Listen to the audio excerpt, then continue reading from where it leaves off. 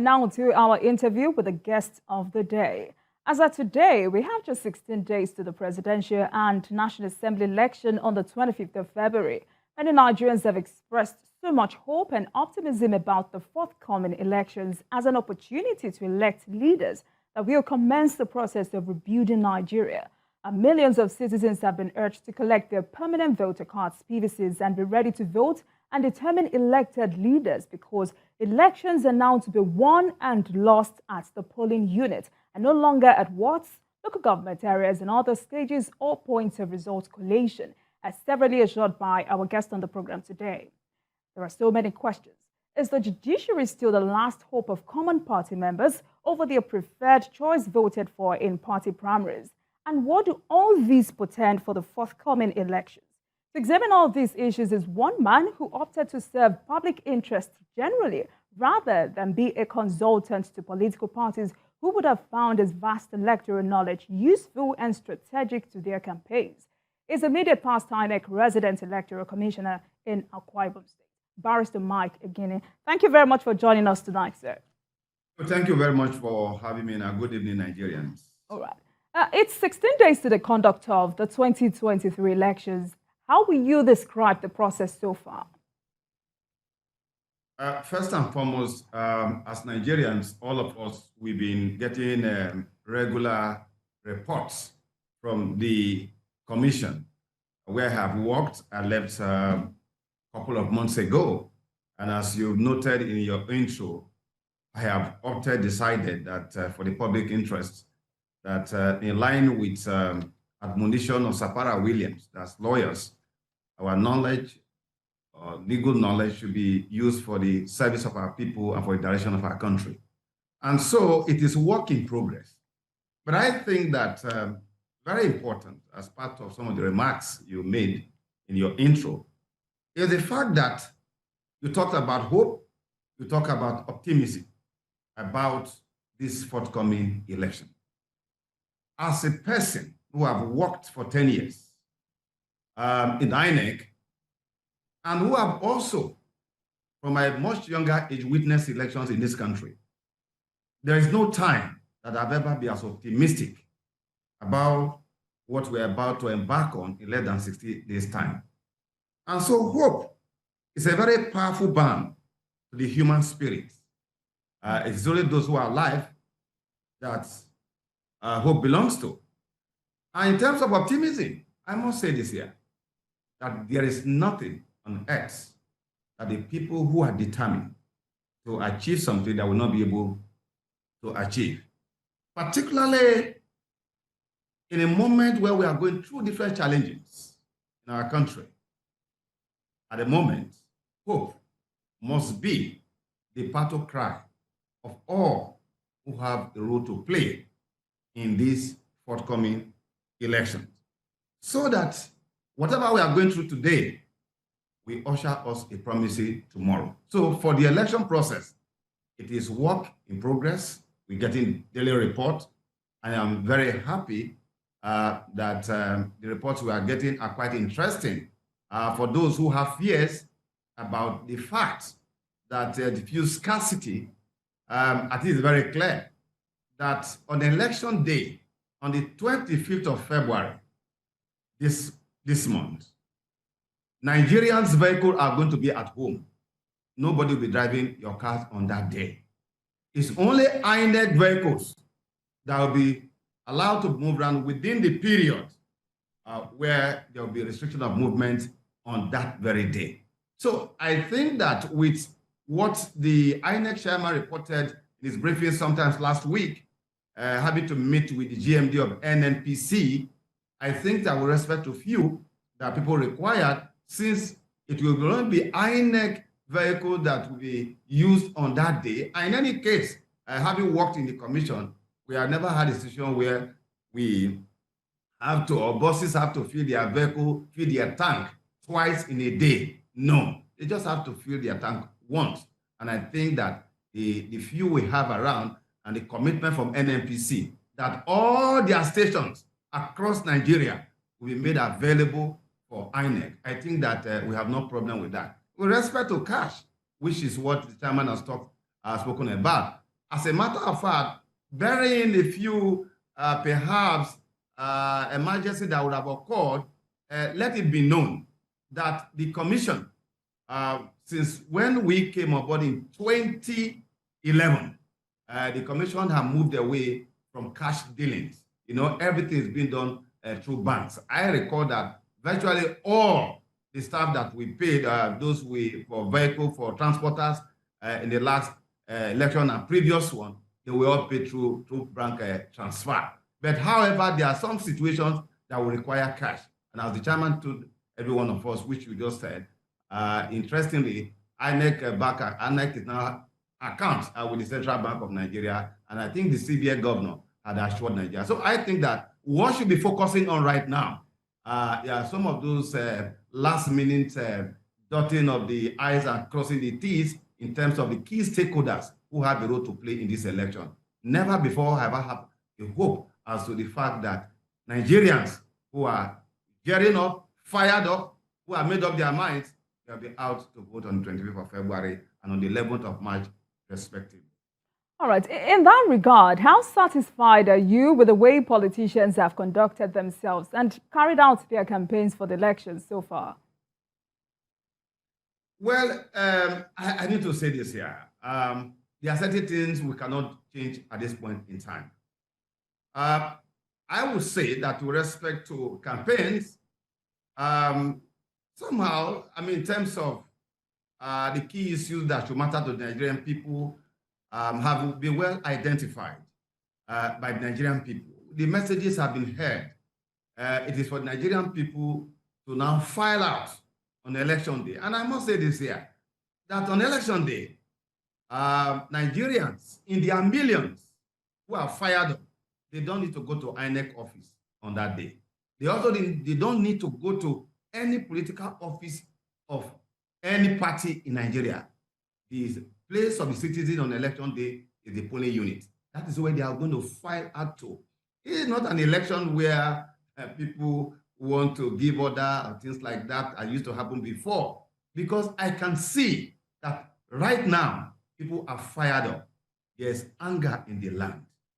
There are so many reasons why people are fired up. You will observe that, I don't know whether Nigeria can share this observation. They can know this very well.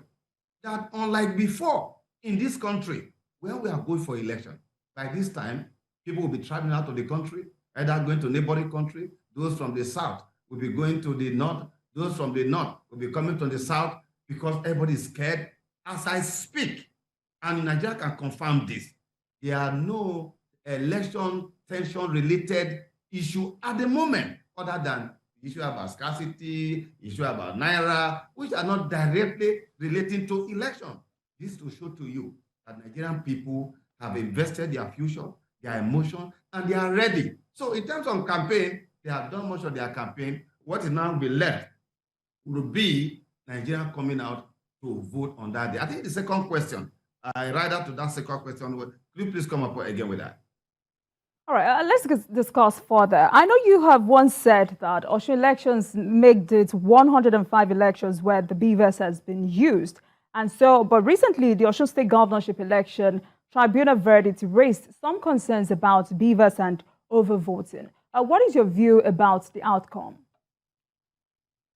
First and foremost, I want to restate to the entire Nigerian public that, and of course, TV Continental, you know that I've always been part of effort to educate Nigerians on sound knowledge of democracy and democratic processes during when I was in office and after I left office, where we have been educating Nigerians.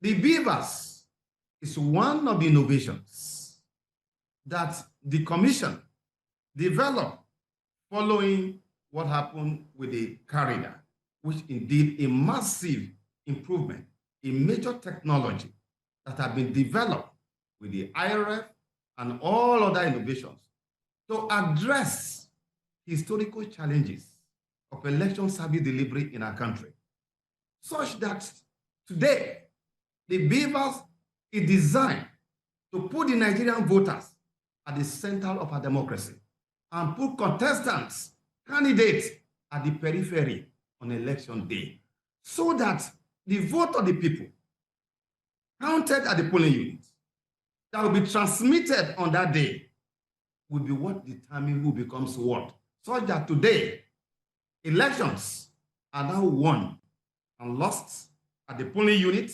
and no longer at work leisure center, local government, or any other centers. As a matter of fact, let me be very clear that the direction INEC is going is to ensure that winners of election will no longer be determined in court of law. The court of law is not where the winners of election should be determined. Because when Nigerians go to the poll to vote, either in primary elections or in main elections, they are not aware of rules of courts. They are not aware of rules of court. Rules of court are meant for people like us who are lawyers.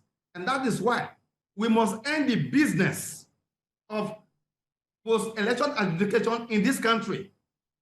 United Kingdom, Great Britain, that even introduced Nigeria into election rigging on account of what happened, even the First Republic, wherein, while results will still be awaited, winners were being declared.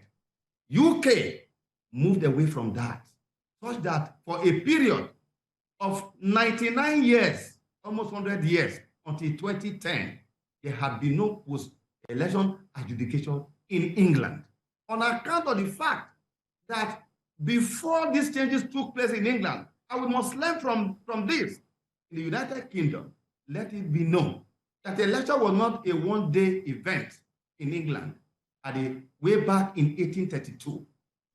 Prior to 1832, when an act was enacted, it wasn't used to be so. That was why, at that period, there was vote buying. All the things that are happening today, they were happening in England. It was not decided that, look, because election goes on for days, so people could be going to different boroughs to be buying vote and all that. Election should be one day to prevent vote buying. That was why they brought election to one day in England. And even after that, when there's a petition are taken to the House of Commons.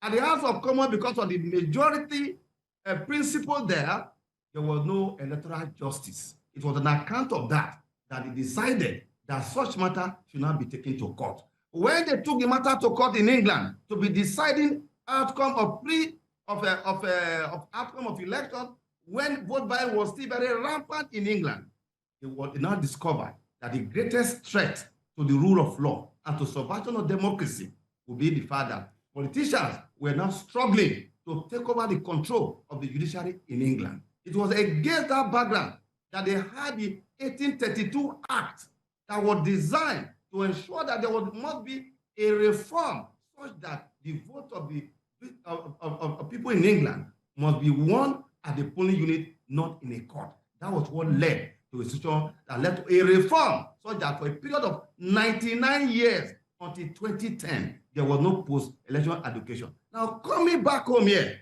because Nigeria cannot be in autarky of best practices around the world, that was why INEC, over the years, now decided to design processes, procedure that will bring about electoral accountability, so that every vote counted must be taken into account. And even where there are issues, you can go back.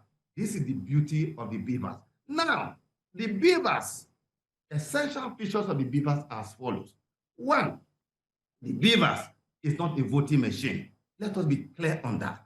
But the BVAS is designed to ensure the principle of one person, one vote, accreditation, which is compulsory for everybody who's coming to vote on that day. Now, with that, having ensured the principle of one person, one vote, the implication of that is that there will no longer issue for multiple voting anymore. It has ended the issue about incident form.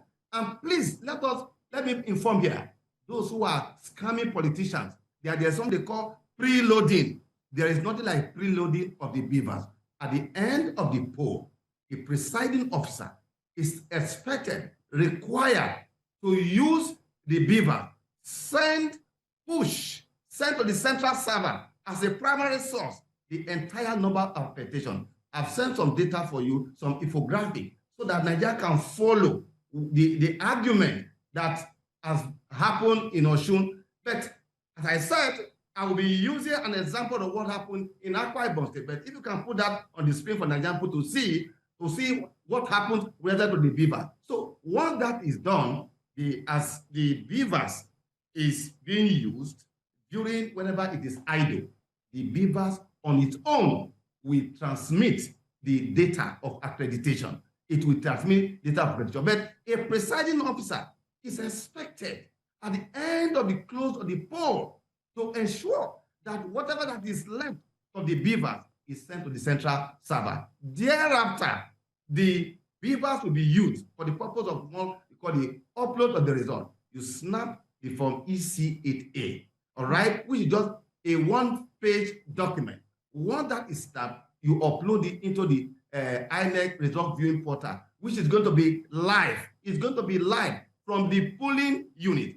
That is why we say that by virtue of Section 43 of the current Act, political party candidate, go and get your party agent now. Set up your situation room, because by virtue of Section 60, subsection 4 and 5 of the current Act, a presiding officer is enjoined to give duplicates of that from EC8A to the party agent. And when you also get to the ward level, the ward collection officer is expected under Section 64, subsection 4 of the Act to compulsorily check what is on the BVAS and what's on the form EC8A. Now, back to the issue that have raised questions, which of course, based on lack of knowledge of the BVAS, what it is intended to achieve.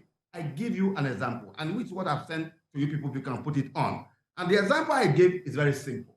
I am a presiding officer. I'm in a polling unit here. And at the end of the poll, the total vote, the total accreditation was actually 150. Now, in the course of accreditation process, in between, at every interval, as required under INEC regulation, I am expected to continue to upload the data of accreditation over and again. Now, let's assume, for the purpose of understanding of the issues that are completely false raised about the BVAS, that during the course of my accreditation process, I've actually uploaded, sent to the central server, only 70. Remember, the total number of accreditation at the end of the poll was actually 150. I had sent only 70.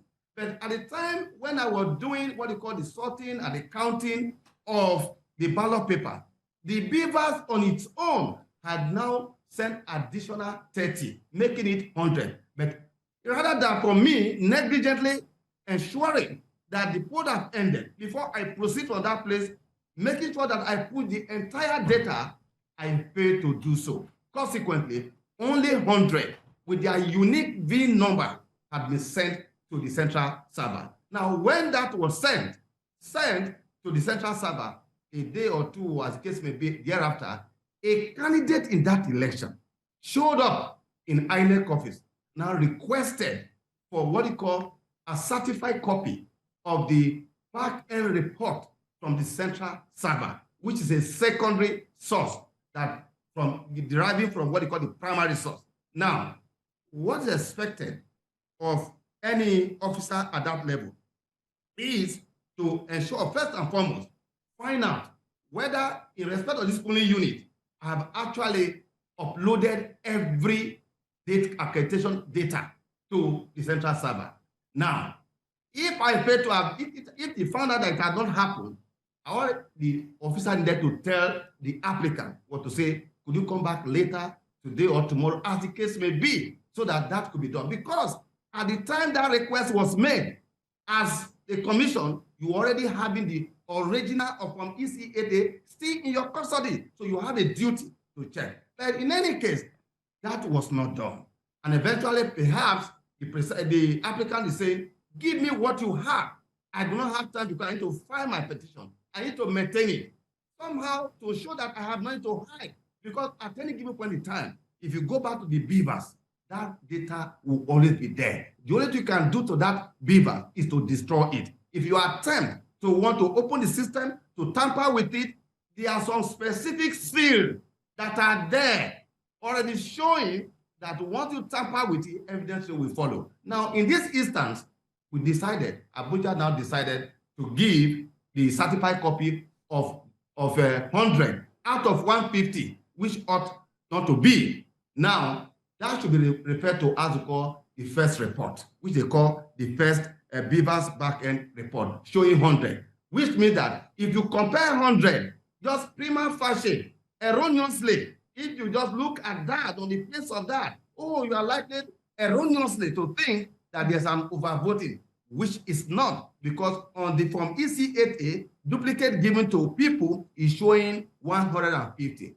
However, when attention has been drawn to the fact that, look, on the form EC8A, duplicate and the original, it is 150, then a call was made to me that, look, Mr. Igini, presiding officer, you have not uploaded the entire accreditation data in your polling unit. All that is required to be done, even if I'm not even there, anybody can open the system. Once you open it, on the face of the BVAS, you are going to log in. Just on the front page, you are going to see the entire 150. Now, when you open it, you will now find out that if you compare what is there, it means that you will now find that the V number of 50 accredited individuals had not been uploaded. If you now add that to the first one, it gives you 150. That now becomes what they refer to as the second report. Now, the third report, finally, is that when now you are at the tribunal, for instance, as it happened in Akwa Ibom, you are now at the tribunal. Now, the tribunal order, this is very common, all candidates or politicians, lawyers who have been involved in election petition, they know that the court will give an order for inspection of material. In this instance, there was an order for the inspection of the BVAS. All right? Now, the BVAS was not inspected. Once you open the BVAS, you are going to see that the total number is 150. If there are 20 of those BVASs and all that, that is what we are going to find. Therefore, in this polling unit, by the time it was checked, it was 150. If it's 150, that becomes what you call the BVAS physical report, which has been given. Okay. What is now left is for the court to make a decision as to between the first one, the second one, and the third one, because the first one was incomplete. The second one was what we call the total aggregation, which of course they refer to as synchronized, which means that they have now added the yet to be uploaded 50 accredited individuals with their unique VIN number, different from the previous 100. This is the difference in what has happened there. So, in effect, may I say this to Nigerians? The reason for my intervention, as always, is that this is a major technology that we are going to use for this election to ensure that the vote of the Nigerian people must count. And we must take into account that the level of massive interest, registration are taking place, the interest by Nigerians, many of whom are coming out of the country, is on account of this BVAS. And that is why I felt that, look, because we are going to use it, there's every need to ensure that if people say the truth about the BVAS, we have the duty to tell when they tell lies about the BVAS, we have the duty to say the truth about the BVAS. This is the entire thing about the BVAS. So the BVAS is one unique technology that has brought tremendous energy of hope, integrity to our electoral process that is unequaled in the history of process of accreditation in our country. Barrister Igini, thank you very much for that detailed analysis. So does this translate to mean that any flaw, discrepancy discovered will only be as a result of human elements? Is that it? In this respect, I want to point out that on the part of the commission, because it's always good to acknowledge certain things. And that is that the fact that you have not uploaded everything, which in any case does not in any way tamper with what has happened. If I was in the position administratively they should have marked that first report as interim report, indicating that something was still left to be dealt with. All right? Now, interestingly, you also find out that other candidates, where they won, pulling in that they won, there was also evidence on record in the BVAS showing that those polling units they also won were also not totally uploaded by the presiding officers. I think the lesson from what has happened in Osun, which, as I've said, clearly there is no overvoting in absolute terms, because the BVAS is indeed the primary source that gave birth to the three reports. So, as to the choice of one as against two, which represent the true situation, those are matters for the Court of Appeal and Supreme Court to deal with. My remit, my interest, as always, is a credible process. The process is what I'm interested in. The outcome should be determined by Nigerian people. So with respect to BVAS, all that have been said about BVAS are wholly incorrect.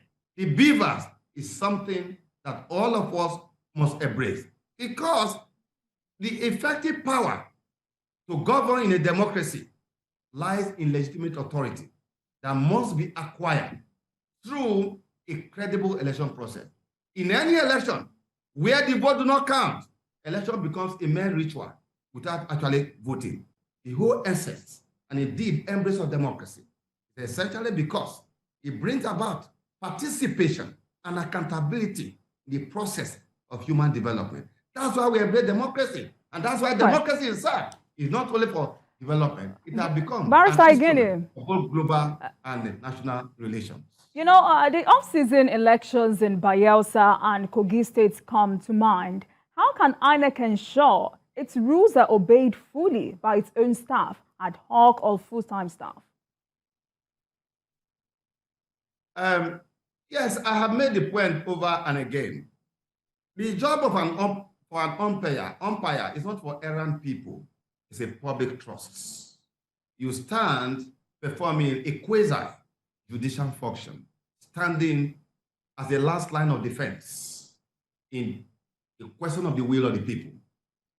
In any institution, any and all who undermine the integrity of public interest or who undermine the confidence of the public, they must be dealt with. I have not seen and have not read of any society where we have to beg people to do the right thing. Society make progress on the basis of sanction and reward.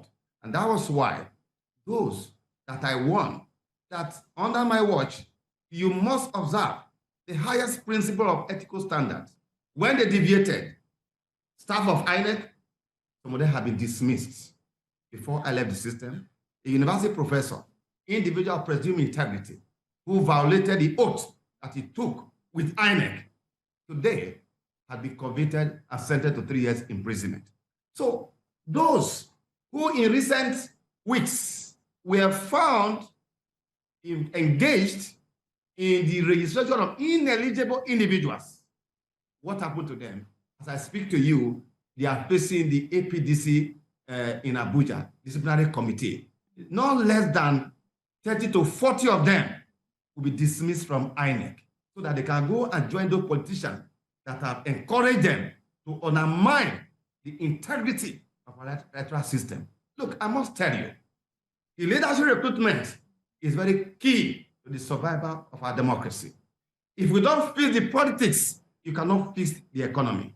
Therefore, the integrity of the process must be protected, because the greatest promise of democracy is periodic election that gives a citizen opportunity to make a choice. And I'm so happy at the level of enthusiasm expressed by Nigerians.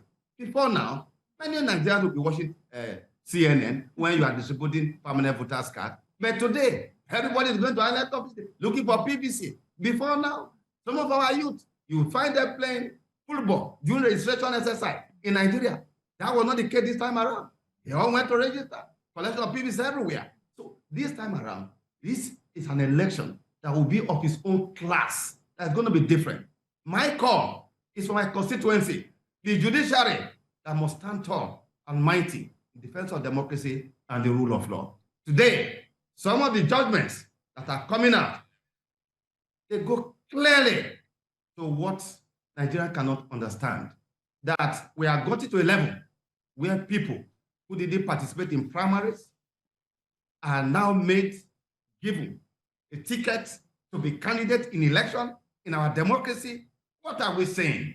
What are we saying? There was no notice given by virtue of Section 82 that require that for any election to be conducted, you must give 21 days notice to the Independent National Electoral Commission. No notice given. Nobody monitored those elections. They were done in the night. These were basically Nicodemus primaries that have now been affirmed by the court of the land. I can't just believe what is going on. Some that people, the whole world saw. How did it happen? We heard that, election was cancelled. Who canceled the previous election? And in any case, the one that have been done on the night, in the midnight, who were the people that monitored it? Were the other contestants, were they informed? Was INEC informed? Look, I've said today elsewhere on issue about party primaries that we have been on for so long. I say this tonight, that for me, I will comment no more on this because for too long, we have been on this. Look, there have been so much reform by the Independent National Electoral Commission. Regrettably, there have been no complementary change of behavior, attitude on the part of politicians. Democracy is not about building. Democracy is not about structure. Democracy is about values. They are about principles that are themselves not a final project that you grab into a society. They are values that over time must be nourished. Today, it must be noted that the first assault to the survival of democracy. Barrister Igini, now, assault on the rule of law. That brings me to my next question, because I must say it is a very, very crucial issue. More party primaries continue to be decided by the court. With about 2 weeks to the elections, what do you think is the impact of this on our elections and democracy at large? First, on a very good note to the Nigerian people not to be worried about what is going on, even though we have a serious worry perhaps for the future. First, the beauty is that at the moment, we do not use the names of candidates in the printing of the ballot papers. What we use is the logo of the political parties. Now, what kind of order can the court give having regard to the sanctity of the timelines for the conduct of primaries in Nigeria, particularly with respect to specific provision under the Act? May I say this here, that if matters that are in court now, either at the Federal High Court or the Court of Appeal, which are pre-election matter, or Supreme Court, that have to do with between two candidates, who is actually the real winner of the primaries, this point, the court can declare whoever is actually the rightful owner without having to say, go for another election. But any, apart from Section 34, that have to do with debt, that's the only leg that is left now. Withdrawal period is now all over. What is left is a case of unfortunate death of any candidate, as was the case recently with respect to Abia, where Section 34 was very emphatic that you need, within 40 days, that has to be done. But any other thing apart from that, I'm surprised when I hear that courts are giving orders that fresh primaries to be conducted, something that ought to have ended since June, March, that we ended all those exercises with timeline. At this point in time, court of law should not do so. In fact, the Supreme Court said that it is wrong for the court to extend, that the court do not have the power to extend timeline that are statutorily provided for the conduct of party primary. That is not expected to happen right now. Now, with respect to the campaigns and perhaps the candidate, you'll find that the one that is most settled is the presidential candidates. But shockingly, With respect to senatorial, House of Rep, governorship, we see how most of these matters still being handled in court, most unfortunately. Now, my greatest worry is the expanding empire of our courts in political matters. And that's the point I was making previously about what happened in England. Jonathan Sumption, the retired Supreme Court Justice of England, in one of the series of his lectures, recalling what happened in England, and perhaps sounding warnings to places like Nigeria, was the fact that the expanding empire of courts on political matter where courts are now being called to answer political questions. The danger in England, why they stopped it, was that over time, politicians will take over the control of judiciary. That politicians will begin to take control. There will be struggle for the control of judiciary. And that where that happens, then democracy will be in a regression. Today, in our country, politicians, they are so proud. They boast they are the ones that challenge people doing the wrong thing. They say, go to court. They say you must go to court because they also tell you that they are in charge. And that is why sometimes when you some of the judgment that we see today, you begin to wonder, is there justice in this land? Is there justice in this land? In your remarks, you talked about, you asked a question, is the judiciary see the last of the common man? As a lawyer, I cannot advise otherwise, that people should not go to the court. Because the judiciary in a democracy is the most powerful arm of government. It is that arm to which all, no matter how powerful you must bow. But when we bow, sometimes, and we lose some of the judgment, we don't lose our sense of sanity at all. What is going on is terrible. What is going on is going to make people in future not to believe in political party primary process in our country. This is a danger to our democracy, that you are deciding a matter that affects constituency on a technical ground. We have now enthroned technicality over substantive justice in our fatherland. This should not happen, because today, when you ask the question, is this still last of the common man? The shibboleth, the slogan of the God be the last of the common man. Today, if you say it, you'll be seen as somebody with a suspect intellect to parrot the slogan, the shibboleth, that the judiciary is now the last of the common man. Many of those who have been messed up, many of who have been disappointed with what is going on today now, when you talk to them, they don't tell you that their last hope is God and no longer in God. We should not get to that point at all. We should not get to that point at all.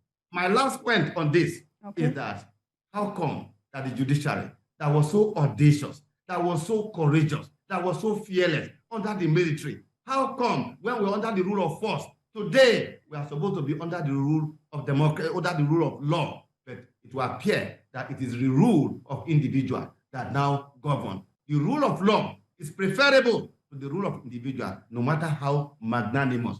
We must be careful on this, because the rule of law is a graceful ornament to an ordered society. And that is why the rule of law is often seen as the Corinthian capital of a polis society. Without the rule of law, St. Augustine was very clear that society will be nothing but a gang of elite on the loose. That should not happen. In a democracy where the elite repudiate, reject the norms on which democracy is practiced, democracy, according to Zipler, democracy will die. May democracy not die in our fatherland. And that is why, more than ever before, we have no other country other than Nigeria. And that's why we will be undaunted with what the thing we see and all of that. Because we know that the intolerable situation that some of our elites are creating are necessary conditions for a better tomorrow. Quite passionate, and I feel your passion about that. Well, let's move on. INEC has expressed worry over impacts the ongoing Naira and fuel scarcity could have on conduct of the elections. In your view, how serious is this threat? Look, my sister, I just told you that my votary is for a cashless election day. And I just told you that because of issue of corruption, part of the reforms that were initiated in INEC to ensure that we don't deal with cash in INEC. You don't deal with cash in INEC. It's transfer that we deal with. But I said that for any emergency, of course, you may need cash, because I don't want to go into detail of how some of those were engaged as transporter, how they could hold you to ransom sometimes that will require having to deal with cash. And I said, interestingly, that the Central Bank of Nigeria is where our accounts are domiciled on account of one very bad experience we had. And that's what we'll be using the Central Bank. That's what we'll be using before I left. That's what they're still using. So, and the Central Bank has assured, look, my sister, we should be focusing on our greatest worry. My greatest worry, and I've been saying this for a very long time, my constituency, the judiciary. That's my greatest fear. Today, we have the law. Today, we have the process. Today, Nigerians are fired up. But my constituency, that is where I have my fears. Because my fears are quite historical. We may not have enough time to go into that. But just to tell you that our quest for a fearless, independent, and courageous judiciary that must call justice by its true name will be a meaningless and hopeless clamor if we also do not take steps to protect courageous judges. We have judges, some of the finest in our system, that are so courageous. But you know what happened? Most of them are being intimidated. They intimidate them, they put them under pressure. In fact, many have been frustrated and have to retire from the system. Early this morning, I gave an example of a judge, and that's very exemplary, which of course, key into what Eugene Elliott, the Austrian jurist, when he declared that there is no guarantee of justice except the personal integrity, values, and principle of a judge. Justice amazing. This was a judge who stood his ground to do the right thing for justice to be done. This same judge today has retired. They promised him that for failing not to give the kind of judgment they wanted, that he will not be allowed to, will not be elevated to the Court of Appeal, he will not get to the Supreme Court. All right, Barrister Igini. But all those whom they used, they were elevated to the extent, finally, that this same judge, at about 9 p.m., he set his fire ablaze with his family. He escaped death.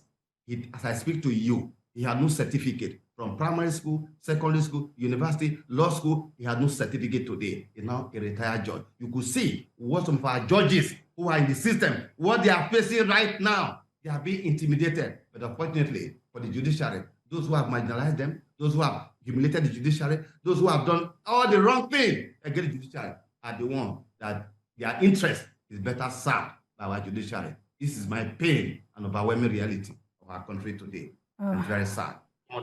Quite pathetic. All right. Barrister Igini, it's about 16 days to the conduct of the 2023 elections. What do you think still needed to be done to ensure a credible outcome of this election? Thank you very much. I've said this before. We have the law. We have process and procedures. Good laws, good innovations are not self-executory. They require people to do so.